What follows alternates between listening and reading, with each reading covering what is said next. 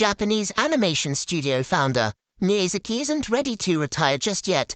After latest Oscar winner, the Japanese studio that just won its second Oscar for feature animation for The Boy and the Heron hasn't said yet what it plans next.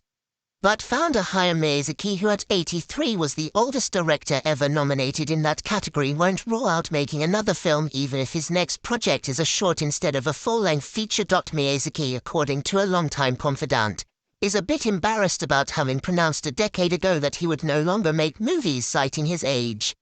He regrets having announced to the world he won't make another film. Producer Toshio Suzuki, the co-founder of Studio Ghibli, said after the latest win. When the Oscar was announced early Monday in Japan, a cheer went up in the tiny humble building that houses the studio on the fringes of sprawling Tokyo, where dozens of invited media have crammed in to watch the ceremony on a big screen. It was a big day for Japanese filmmaking, with Godzilla -1 winning the award for Best Visual Effects, marking Japan's first win in that category.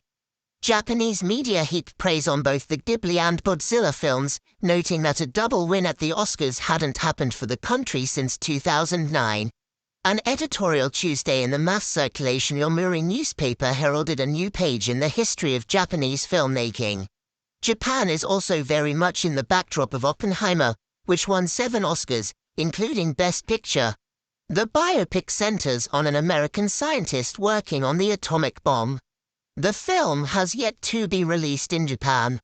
Perfect Days, when Wenda's touching film about a sanitation worker, was nominated in the International Feature Film category but did not win.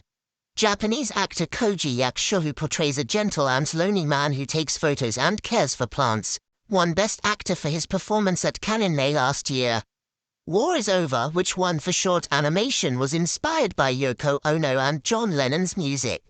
Their son Sean, who co-wrote the film, gave a shout-out to his mother, who is Japanese, at the Academy Awards.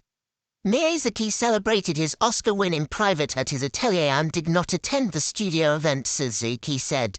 When asked why Miyazaki had shaved off his trademark beard, Suzuki said, "He doesn't want to look important."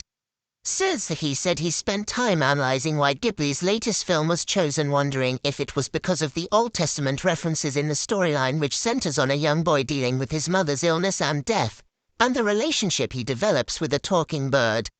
Suzuki said Ghibli's hand-drawn illustrations were more effective than computer graphics in portraying the bird's metamorphosis. Ghibli didn't do much publicity for the film, choosing instead a low-key approach for a work that was 10 years in the making and released after Miyazaki was supposedly retired.